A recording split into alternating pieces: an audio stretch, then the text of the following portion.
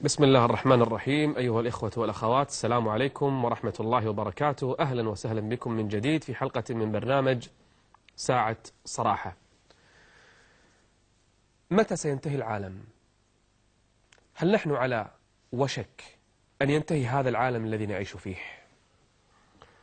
من يقرأ ويطلع على كتابات الباحثين المتخصصين في كل الديانات، الإسلام واليهودية والنصرانية، الكل متفق على أن العالم قد اقتربت نهايته، وأننا في الحقبة الأخيرة من هذا الزمن. الكل متفق، لا يجادلون في هذا، بل إن بعض العلامات تشترك فيها كل الديانات أنها علامة من علامات خراب الدنيا ونهاية هذا العالم الذي نعيش فيه. وما الأحداث العالمية التي نراها اليوم إلا بعضها إذن وعلامة على قرب خراب هذا العالم ونهايته، وكأنه الميت الذي بدأ يحتضر يوشك على موته. ألا ترون ما حولكم من علامات أخبرنا بها النبي صلى الله عليه وآله وسلم عن أنها إذا ظهرت فإن نهاية العالم قد اقتربت؟ انظر إلى ما حولك من علو الناس وتطاولهم في البنيان، هذا يرفع وذاك أعلى منه، وهذا يزيد بضعة أمتار وهذا يتنافس معه، يتطاول الناس في البنيان. كثرة القتل الذي ينتشر الآن في الأرض سماه النبي الهرج. قالوا ما الهرج؟ قال القتل إذا حصل فارتقبوا الساعة، انتظروا الساعة. حتى قال صلى الله عليه وآله وسلم، قال لا يدري القاتل لما قتل. لو تسأل بعض الناس ليش تقتل ما يدري، ولا يدري المقتول لما قتل. ينتشر القتل في الأرض. اليوم نشرات الأخبار ما تلحق، قتلى في هذا المكان، قتلى في هذا المكان، قتلى في هذا المكان. صارت الدماء الناس اليوم أسهل وأرخص ما يكون. جثث تحمل بجرافات وترمى في مدافن جماعية. ليس للناس أي احترام للإنسان نفسه. انتشار الزنا وفشوه في أراضي المسلمين قبل غيرهم، هذا إذن لقرب قيام الساعة. انتشار الربا في كل مكان، حتى لو لم يأكل الإنسان الربا صراحة أكله حيلة يصيبه من غباره إن لم يأكله شراهة. الربا، الزنا، انتشار الخمور، انتشار العازفات والأغاني والمغنيات والراقصات، هذا كله أذان من الله لقرب قيام الساعة، إذن بقرب نهاية العالم. قال صلى الله عليه وآله وسلم سيكون آخر الزمان خسف ومسخ وقذف. قالوا متى يا رسول الله؟ قال إذا ظهرت المعازف والقينات وشربت الخمور.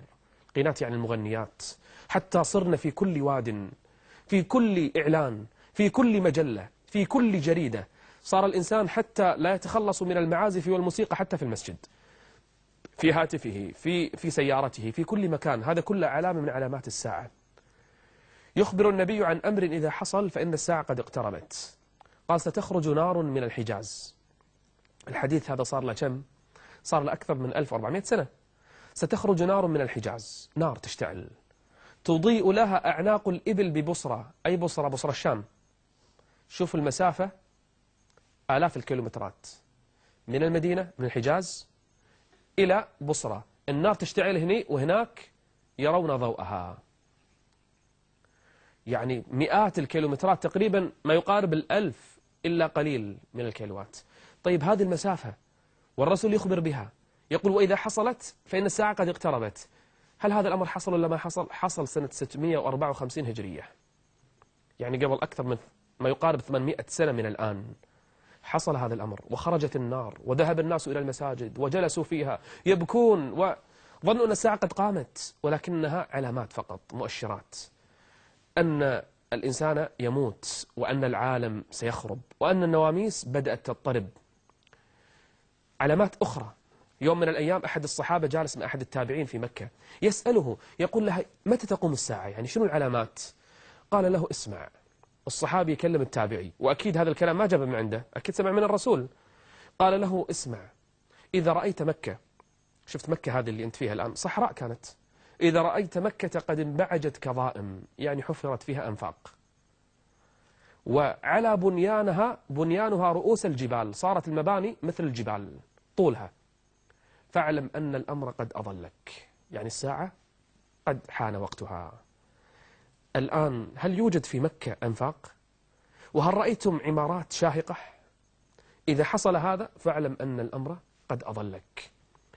الأمر كثير وخطير. لو ننظر إلى يميننا وشمالنا تقارب الزمان، هذا من علامات الساعة. صارت السنة كشهر، والشهر كأسبوع، والأسبوع كيوم. سبحان الله، يبدأ السبت ينتهي الأسبوع مباشرة. واليوم كساعة، والساعة كحرق السعفة. من علامات الساعة أن تنتشر التجارة وتفشو بين الناس وتكثر الأموال حتى تعين المرأة زوجها على التجارة. هذا حاصل ولا مو حاصل؟ من علامات الساعة التي ذكرها النبي صلى الله عليه وآله وسلم وحصلت اليوم موت الفجأة. قال: ويظهر موت الفجأة، الإنسان يموت بلا سبب. واسألوا الأطباء لما يأتيهم المريض ما في شيء، سكتة. طيب شنو السبب؟ ما في أي سبب. أحيانا فجأة يسقط الإنسان ويموت. هذا كله علامة من علامات الساعة، أن ينقلب الناس، المفاهيم تتبدل، يصير الصادق كاذب والكاذب صادق والأمين خائن والخائن أمين، وتنقلب المفاهيم عند الناس. هذا كله من علامات الساعة سيأتي على الناس. سنون خداعات، يصدق الكاذب ويكذب الصادق ويخون الأمين ويؤمن الخائن. وينطق الرويبضة. قالوا: من الرويبضة؟ كل هذا فهمناه، الرويبضة ما فهمناها. قال: الرجل التافه يتكلم في أمر العامة. من علامات الساعة أن يكثر العقوق بين الناس وقطيعة الأرحام وتهارج الناس وتهارجهم كالحمر. أن يأتي الرجل المرأة في الشارع أمام الناس في الطرقات يجامعها، حتى أن أفضلهم وأحسنهم يقول: لو وريتها وراء الحائط، يعني سوها لكن انخش. هذا أشدهم يعني دينا وعفة. هذا كل العلامات التي نراها حولنا اليوم في كل مكان. وسوف تأتي علامات أكبر من هذا، وسوف ينتهي العالم. وهناك أشراط تسمى الأشراط الكبرى، إذا بدأت واحدة فإنها كالمسبحة تتساقط البقية مباشرة. هل نحن على أعتاب علامات الساعة الكبرى أم لا؟ قبل ما أبدأ وياكم ونخبركم ما الذي سيحصل، يمكن نعيش ونشوف هذا الوضع إذا بدأت العلامات الكبرى، وهل نحن على مشارف علامات الساعة الكبرى. قبل أن أبدأ معكم أيضا أذكركم بعلامة من علامات التي ذكرت في الأحاديث. منو فينا راح المسجد النبوي؟ المسجد النبوي الآن من بعيد لما تصور بالفضائية يصير لون أبيض، يرى كأنه أبيض. صور بالفضائيات موجودة الآن بالإنترنت. ومن دخل المسجد النبوي خدم خدمة ما خدم عبر التاريخ، من جمال المبنى ومن الفخامة، جزا الله القائمين عليه خير الجزاء. صار المسجد النبوي كأنه قصر من القصور، بل أفضل حتى من القصور الموجودة. وأبيض إذا رؤي من بعيد يتلألأ. الدجال جاء في الأحاديث إذا أراد الدخول إلى المدينة ما استطاع، الملائكة تمنعه، فينظر من بعيد من وراء الجبال، ينظر فإذا به يرى المسجد النبوي. قبل كم سنة المسجد ما يرى من بعيد، اليوم بنيانه الجديد يرى من بعيد. شو يقول الدجال؟ شوف شو يقول. يقول: هذا مسجد أحمد، هذا القصر الأبيض. ما صار أبيضا إلا في هذا الزمن، وما صار بهيئة قصر إلا هذه الأيام. هل هو تمهيد لخروج الدجال؟ العلم عند الله. هل راح يتغير بناءه ولا لا حتى يخرج الدجال؟ العلم عند الله. لكن أنا أقول لك للعلم، ما كان هذا لونه، وما كان هذا شكله، وما كان يرى من بعيد قبل مئات من السنين.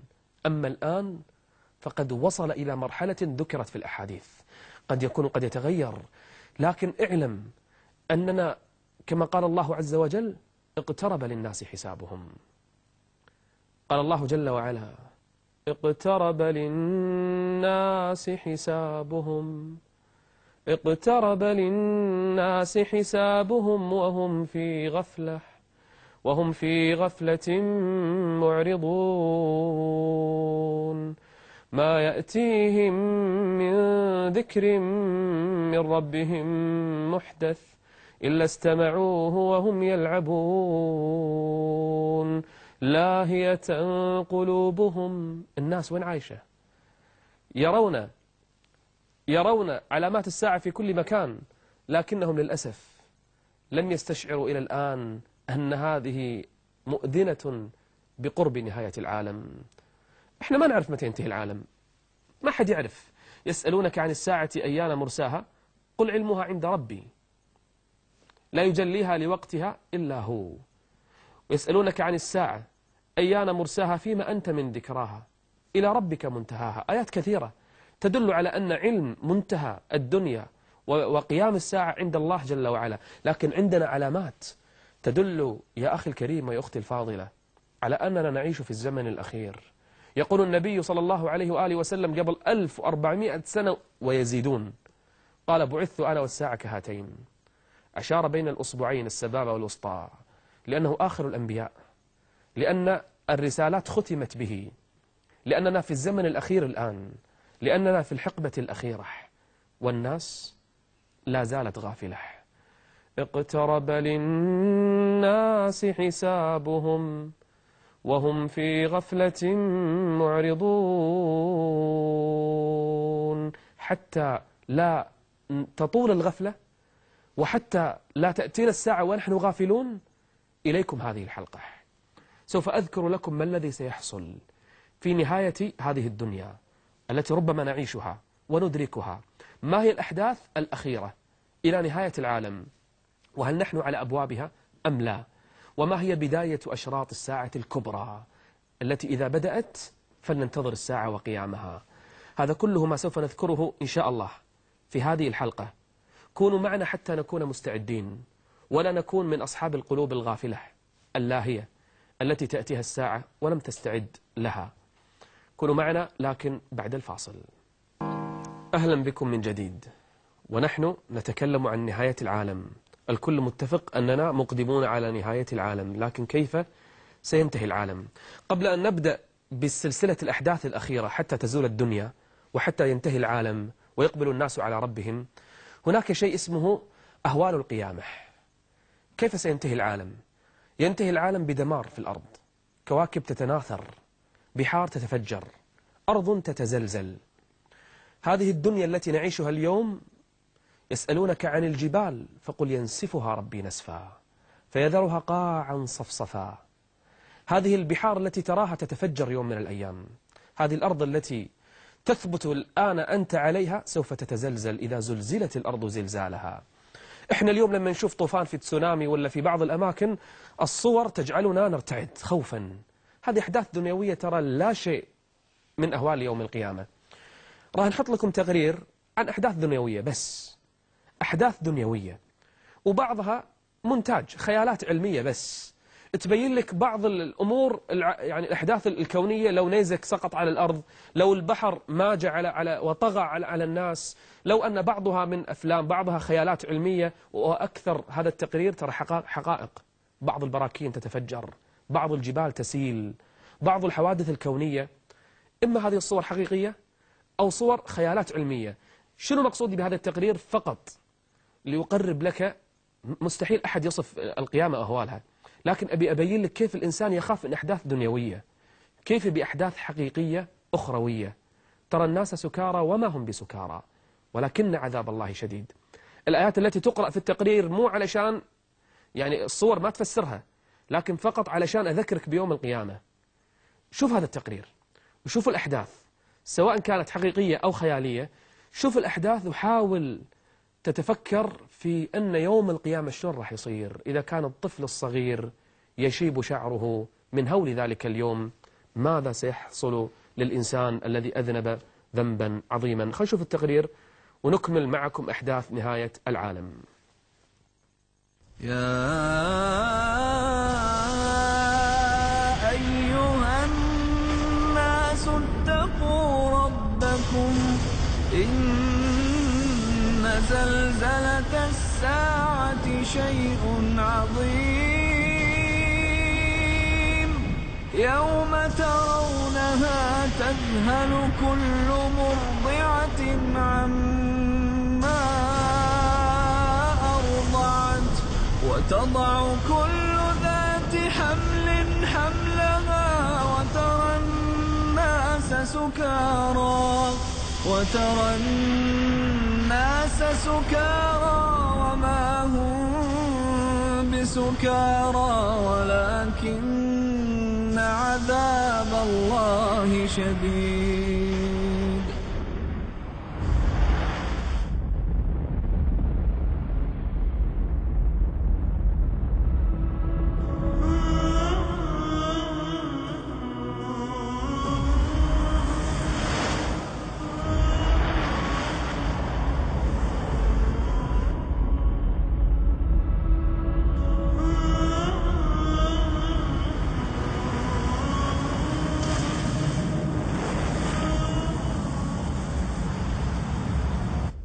إذا وقعت الواقعة ليس لوقعتها كاذبة خافضة رافعة إذا رجت الأرض رجا وبست الجبال بسا فكانت هباء منبثا وكنتم أزواجا ثلاثة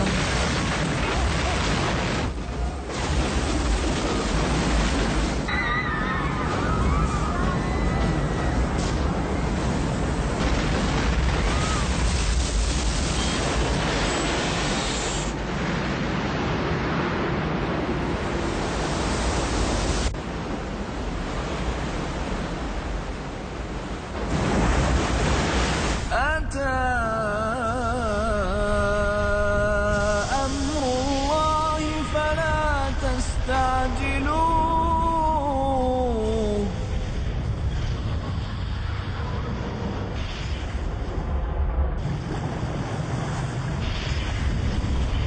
إذا السماء انفطرت وإذا الكواكب انتثرت وإذا البحار فجرت وإذا القبور بعثرت علمت نفس ما قدمت وأخرت إذا قربت ساعة يا لها زلزلت الأرض زلزالها تسير الجبال على سرعة كمر السحاب ترى حالها كمر السحاب ترى حالها كمر السحاب ترى حالها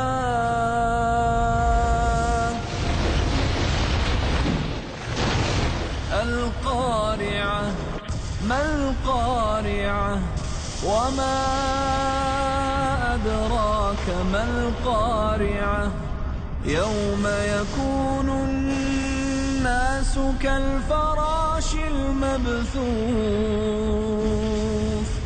وتكون الجبال كالعهن المنفوش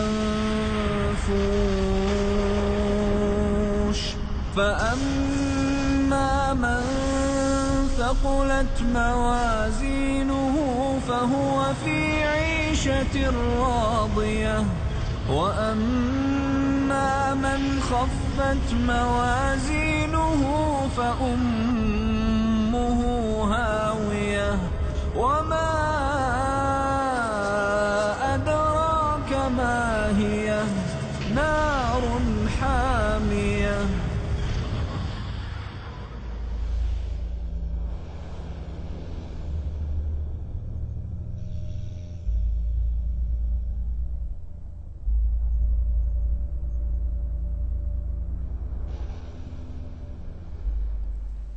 طبعا هذا الذي رأيتموه هذه خيال، بعضها حقيقة والكثير من هذه الصور حقيقية وبعضها خيالات علمية، لكن الحقيقة التي ستكون في نهاية العالم لا تقارن أبدا بما رأيتموه.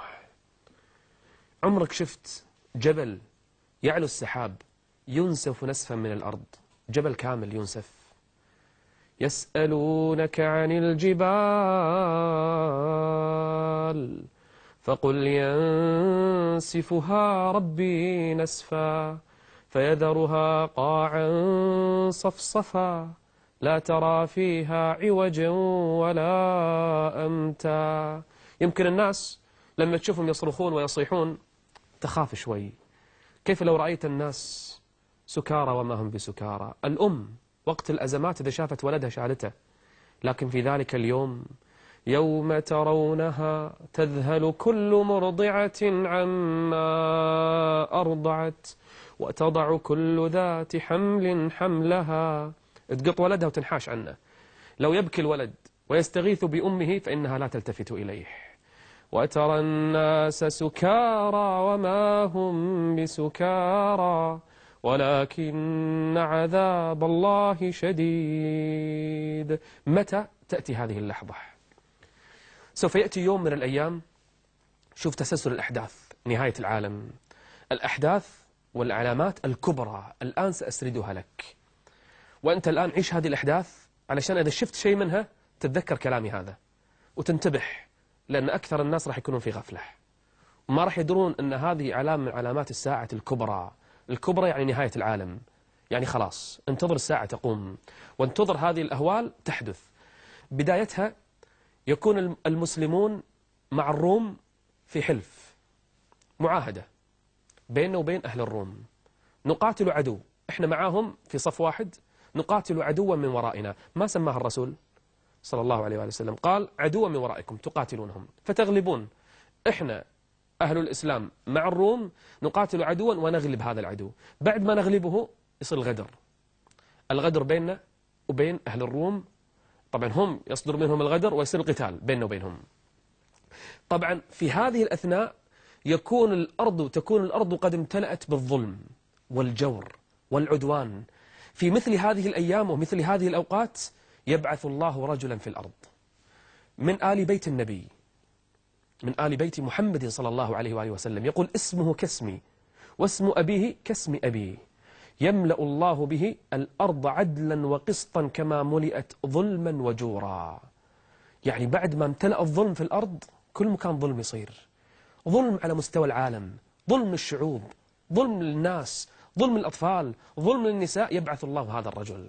هذا الرجل في البداية ما كان راضي إن يقود الناس، لكن يلزم إلزاما، قوم خلاص، ما في أحد يقود الأمة، صارت أمة بلا قائد، صارت أمة تريد من يقودها إلى النصر وإلى العزة. فيضطر هذا الرجل أن يقود الأمة. يبايع وين؟ وصف النبي بدقة، قال يبايع بين الركن والمقام. اسمعوا هذا الكلام كل أحاديث صحيحة، ما ينطق عن الهوى إن هو إلا وحي يوحى. يبايع هذا الرجل بين الركن والمقام، فيحمل راية الجهاد في سبيل الله. آخر الزمان ما في لعب، اللي من الآن الناس قاعدة تخاف من كلمة الجهاد في سبيل الله وقاعدة تسمي للناس هذا إرهاب وهذا تطرف، انسى. في آخر الزمان لابد أن ترفع راية الجهاد في سبيل الله. فيلتف الناس حول هذا الرجل الذي يسمى بالمهدي، المهدي الذي يقود الناس لنصر مؤزر. القتال سيكون بين أهل الإسلام وبين أهل الروم. من الذي سينتصر؟ وماذا سيحدث في تلك الأثناء؟ ربما نعيش هذه الأحداث، ربما، والعلم عند الله، نحن على أبوابها ما ندري، هذا كله عند الله عز وجل، التقدير عند الله. لكن ما الذي سيحصل؟ ماذا سيحدث في المعركة؟ من سينتصر؟ من سيهزم؟ العلامات الأخرى الكبرى متى ستظهر؟ في نفس الوقت؟ بعده بزمن؟ هذه الأحداث سنعيشها وإياكم إلى نهاية العالم، لكن كونوا معنا بعد الفاصل. أهلا بكم من جديد. هذا الرجل يقود الأمة، فتأتيه عصائب أهل الشام وأبدال العراق وجنود اليمن وأهل مصر، تتجمع الأمة حول هذا القائد الرباني الذي صنعه الرب عز وجل.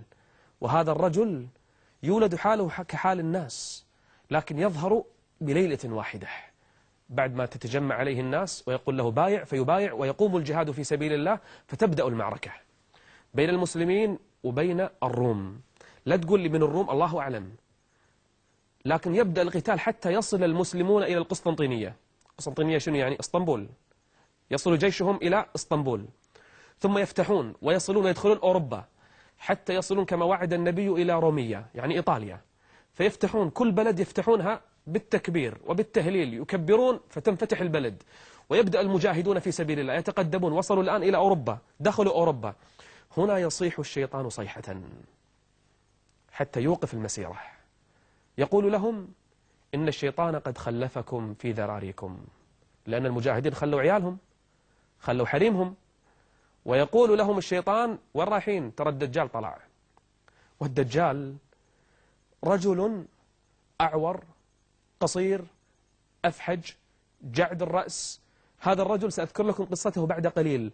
الآن هذه خدعة من الشيطان علشان بس يوقف الجيش. فالمهدي شو يسوي؟ يرسل 10 فوارس، طبعا الناس على خيول، يرسل 10 فوارس، قد يكون حقيقة أو يكون كناية على المراكب الموجودة الآن الله أعلم، لكن يرسل 10 فوارس هم خير فوارس على وجه الأرض. يقول النبي صلى الله عليه وآله وسلم، يقول: أعرف أسماءهم وأسماء آبائهم وألوان خيولهم، هم خير فوارس على وجه الأرض يومئذ. الله أكبر. شوف الطليعة، يروحون وين عشان يتأكدون أن الدجال طلع ولا ما طلع. كانت كذبة من الشيطان، لكن لما يرجع الجيش يظهر الدجال حقيقة، يظهر من قبل المشرق. ما في الأرض فتنة أعظم من الدجال، ما في، ليست هناك فتنة على الأرض أعظم من الدجال. إهني من يواجه الدجال أصلا؟ النبي يقول: إذا سمعتم به بأرض فانأوا، يعني منها، اهربوا منها، لا تواجهه.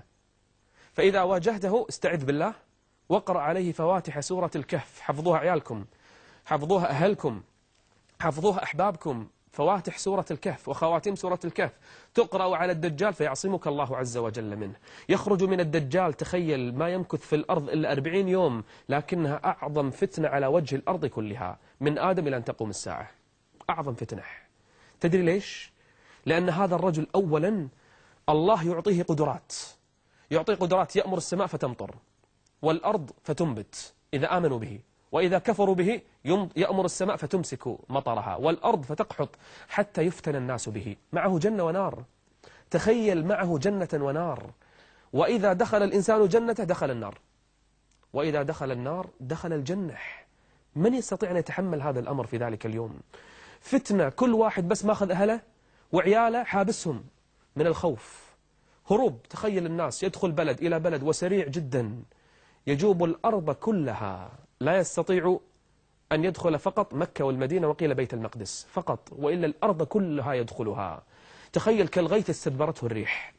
من فتنته والعياذ بالله، من فتنة هذا الرجل الذي يدعي الألوهية وأنه هو الله تعالى الله، لكنها فتنة. طبعا يتبعه أول ما يخرج 70,000 من اليهود من المشرق يأتونه، 70,000 يهودي، هذا مخلصهم المزعوم. ويتبعه كثير من الجهال وضعفاء الدين والناس اللي ما عندهم عقيدة. شافوا نزل مطر قالوا هذا الله. يأتي إلى الإنسان الضعيف يقول له: أنت ما تؤمن فيني؟ ما أؤمن فيك، أعطني دليل أنك أنت الرب. فيقول له: أين أمك أين أبوك؟ يقول: أمي ميتة. تخيل 20-30 سنة ميتة أمه ولا أبو ميت. يقول: ما رأيك لو أحييت أمك وأباك؟ أفتصدق؟ أفتؤمن بي؟ خلينا نشوف. فيأمر قبرها فينشق القبر وتخرج أمه. تخيل 20 سنة ما شافها. لا المصيبة شو تقول لأمه؟ تقول له: يا بني، بعد أن يسلم عليه ويعانقها تخرج من قبرها تقول له: يا بني آمن به فإنه ربك. طبعا شيطان، ليست أمه، ولكن الغبي الساذج يؤمن به. والأمم فتنة، اللي يهرب واللي يفتن واللي يثبت على دينه فيقتل، والذي يعذب، والذي يأتي إلى المدينة يريد أن يدخلها ما يستطيع الدخول، الملائكة تحرس، يخرج له رجل يقول له: أنت الدجال الذي حذرنا منه النبي، فيضربه نصفين، يشق نصفين ويمشي بينه، ثم يأمره فيقوم مرة أخرى، والناس تنبهر أتباعه. فيقول له: ها الآن آمنت بي؟ يقول: لا والله ما ازددت إلا يقينا أنت الدجال. طيب وين المهدي في ذلك الزمان؟ يجيش الجيوش. والدجال وين راح يروح؟ يروح إلى فلسطين. شوف سبحان الله، يتجمع اليهود كلهم في فلسطين مع الدجال، كل اليهود معه. جئنا بكم لفيفا. يتجمعون في فلسطين للملحمة الكبرى. والمهدي وين؟ في دمشق الشام. اعرف سبحان الله ما الذي يغير الأمور يصرفها؟ إنه الله. يجتمعون وين؟ في المسجد الأموي، ربما المسجد الأموي. في النبي صلى الله عليه وسلم قال: المنارة الشرقية بدمشق، في المسجد الأبيض. ما سماه النبي، قال بعض العلماء أنه المسجد الأموي. طبعا المهدي موجود والمجاهدون معه والمقاتلون يريدون مقاتلة من؟ الدجال، لكن مو قادرين. فجأة يسمعون الغوث: جاءكم الغوث، جاءكم الغوث. متى هذا الكلام؟ على أذان الفجر. أذن الفجر، الناس رايحة تصلي في المسجد بين الأذان والإقامة، فإذا بهم يسمعون النداء: جاءكم الغوث، جاءكم الغوث. شنو الغوث؟ نزل عيسى بن مريم من السماء. الله أكبر. أنزل الله عز وجل روحه، عيسى بن مريم الذي رفعه، أرادوا قتله يهود فرفعه الله، الآن أنزله الرب عز وجل ليقتلهم. ينزل الله عيسى على جناحي ملك، ينزل أول ما يدخل في المسجد الناس اصطفت لصلاة الفجر ما صلوا. طبعا الناس فرحانة الآن، عيسى نزل يريد أن يصلي، المهدي يقدمه، تفضل نبي الله من أولو العزم من الرسل، فما يرضى عيسى بن مريم، يقول لا بل أنت تقدم. فيتقدم المهدي فيصلي، ثم يحمل الراية من؟ عيسى بن مريم، وينطلق الجهاد بصيحات الله أكبر.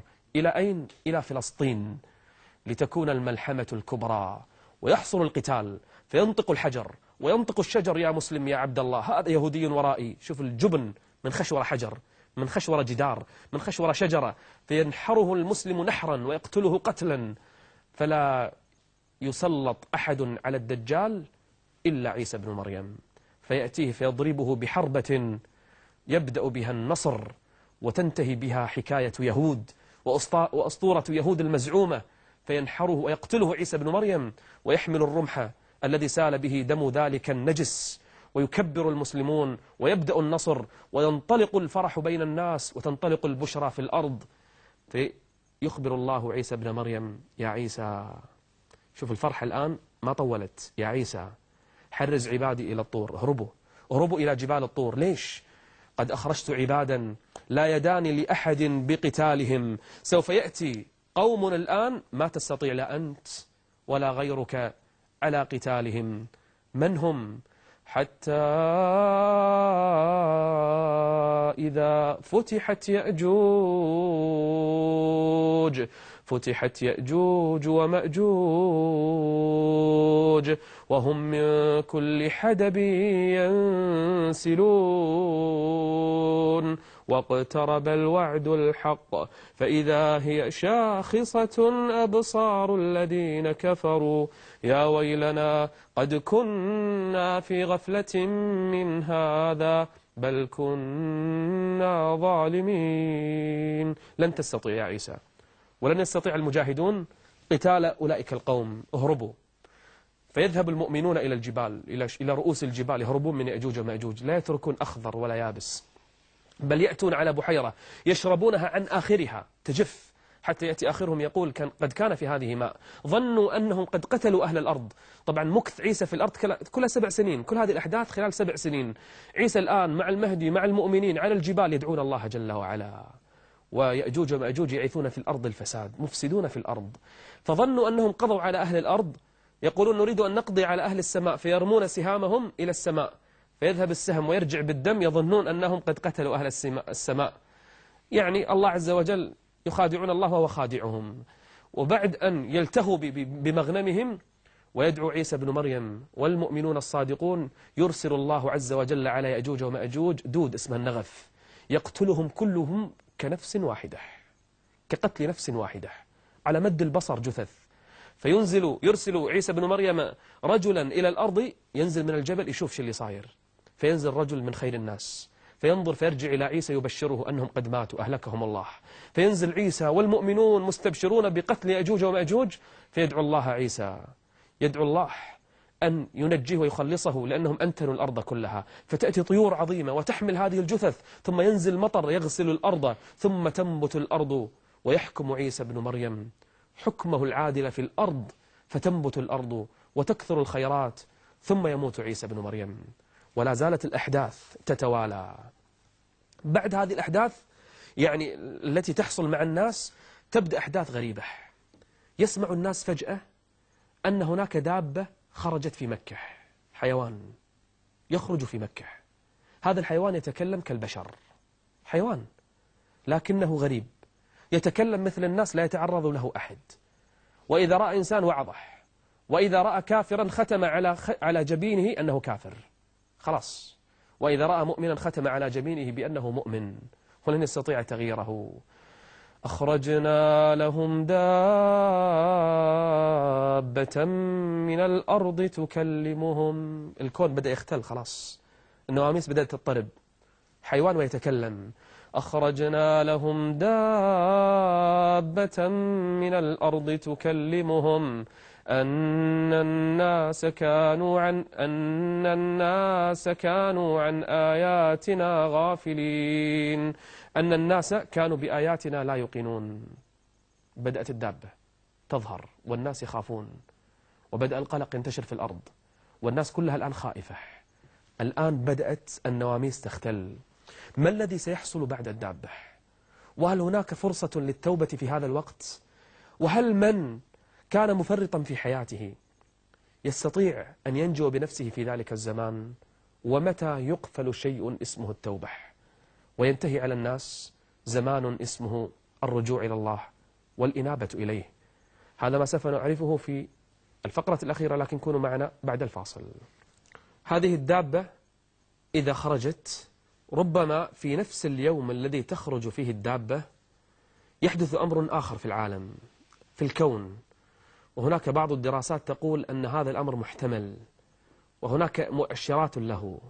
شفت الشمس تطلع من المشرق كل يوم، يوم من الأيام يستيقظ الناس فإذا بها قد طلعت من المغرب. هنا قل إنا لله وإنا إليه راجعون.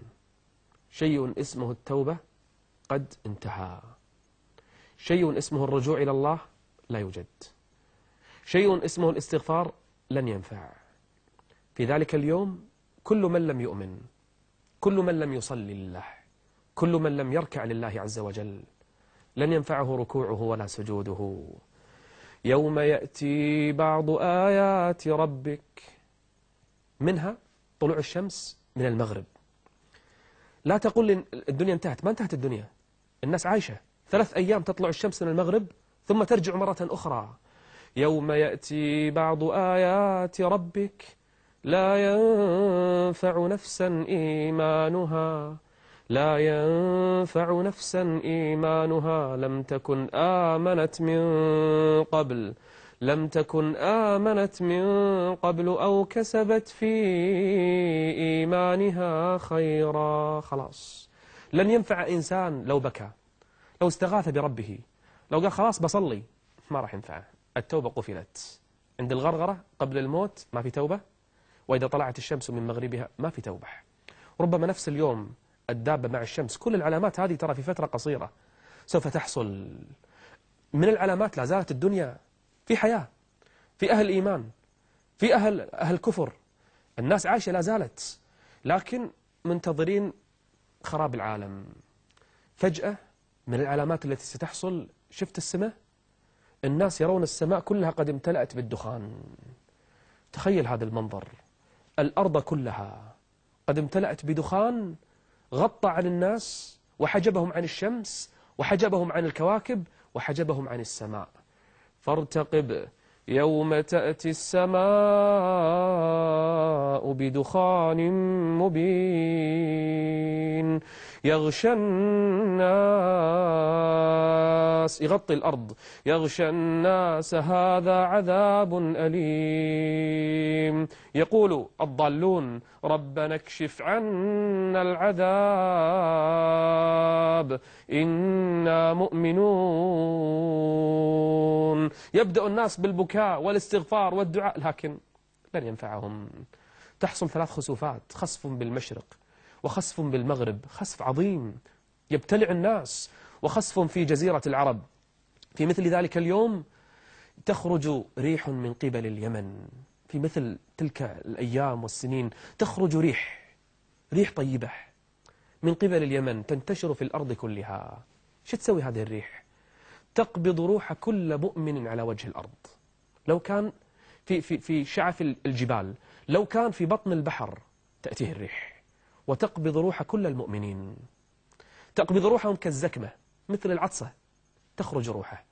فيا ويل من بقيت روحه في ذلك الوقت، فهو ليس من أهل الإيمان.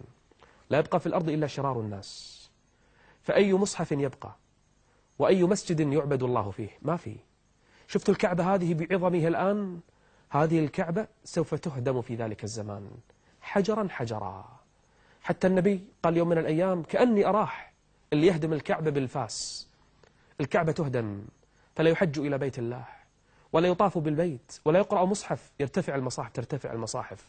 شفت المدينة الآن المنورة، هذا الحرم العظيم الذي يأتيه الناس بمئات الألوف، يأتي عليه زمان لا يمر فيه إلا السباع والكلاب، لا يأتي فيه أحد. حتى أن الرجل يمر عليه فيقول قد كان في هذه حاضر من المسلمين، كانت في أمة من الأمم اسمها المسلمون، كانت تصلي في هذا المكان، أما الآن فلا تأتيه إلا السباع والحيوانات. في مثل ذلك الوقت الدنيا قد آذنت بالزوال، الدنيا قد بدأت تختل، النواميس، الكون، الخسوفات، الحيوانات تتكلم. ما الذي يجري؟ ما الذي يحدث؟ لم يبق في الأرض إلا الكفار والفجار. لا يقال في الأرض كلمة الله، حتى أن بعض الناس يقولون كنا نسمع أجدادنا يقولون لا إله إلا الله، ما يعرفون حتى معناها. انتهى الذكر، انتهت العبادة، لم يبقى في الأرض أحد يعبد الله عز وجل. شو يصير في الأرض؟ يتهارجون تهارج الحمر، خلاص ما في عدالة، ما في صدق، ما في أمانة، ما في الناس يأكل بعضهم بعضا، فجار وكفار، شياطين الإنس وشياطين الجن تجمعت. في ذلك اليوم، في تلك اللحظات، تخرج أيضا من جهة اليمن نار. شنو قصة هذه النار؟ تبدأ تحشر الناس كلهم. تحشر الناس وين؟ الناس تركب، تهرب على الإبل الأربعة على بعير واحد، يتفاوتون عليها، كل واحد يتناوبون عليها، واحد يركب واحد ينزل، واحد يركب واحد ينزل. يهرب الناس من هذه النار، يهرب الناس من هذه النار، حتى يركبوا ويصلوا إلى أين؟ إلى الشام. تتجمع الناس كلهم شرار الخلق، يتجمعون وين؟ في أرض في الشام، على أرض واحدة. فإذا بقي الناس على تلك الأرض أذن الرب عز وجل لنافخ الصور أن ينفخ، فإن الساعة قد قامت. فإذا نفخ في الصور، فإذا نفخ في الصور نفخة واحدة، ينفخ في الصور، وإذا الناس كلهم، كل من عليها فان، الطيور تسقط، الحيوانات تموت، الحشرات تهلك، لا يبقى في الأرض حي، لا إنس ولا جن ولا حيوان ولا طير ولا شيء. كل من عليها فان ويبقى وجه ربك، ويبقى وجه ربك ذو الجلال والإكرام. تخيل، ليس من في الأرض فقط، فصعق من في السماوات ومن في الأرض إلا من شاء الله. ثم نفخ فيه أخرى، في نفخة ثانية، في نفخة ثانية. كم بين النفخة الأولى والثانية؟ 40.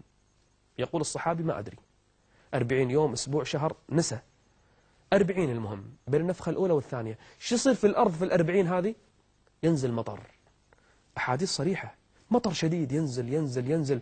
أجساد الناس من آدم إلى أن قامت، إلى أن انتهت الأرض كلها تبدأ تنبت، تتكون الأجساد. فإذا اكتملت الأجساد أمر الله عز وجل نافخ الصور أن ينفخ، ليرى الناس أهوال القيامة، وما يحدث للسماء، وما يحدث للأرض، وما يحدث للجبال، وما يحصل للبحار، يراه الناس بأم أعينهم. فإذا قاموا من قبورهم وتبعثرت القبور، قال الناس أين نذهب وإلى أين نسير؟ مثل وقوفك، قال الشاعر، مثل وقوفك يوم الحشر عريانا، مستعطفا قلق الأحشاء حيرانا، النار تزفر من غيظ ومن حنق على العصاة وتلقى الرب غضبانا. تخيل لو جاء ذلك اليوم، ماذا ستصنع؟ بما ستجيب ربك؟ نحن الآن، ولنكن صريحين مع بعضنا البعض، الله قال قبل 1400 سنة وأكثر اقتربت الساعة وانشق القمر، خلاص الساعة قد اقتربت. يسألونك عن الساعة، الله يقول في القرآن وما يدريك لعل الساعة تكون قريبا. يمكن حنا الآن على أبوابها، فقد جاء أشراطها. فهل ينظرون إلا الساعة أن تأتيهم بغتة فقد جاء أشراطها. هل تريد أن تنتظر الدجال عشان تتوب؟ أو تبي تنتظر الدخان في السماء عشان ترجع إلى الله عز وجل؟ إيش ناطر؟ ناطر الدابة تسمع فيها تتكلم علشان تبدأ تقرأ القرآن وتهجر الزنا والخنا والخمور؟ إيش ناطر؟ ناطر تشوف الخسف في الأرض أو الزلازل التي تنتشر؟ إيش ناطر؟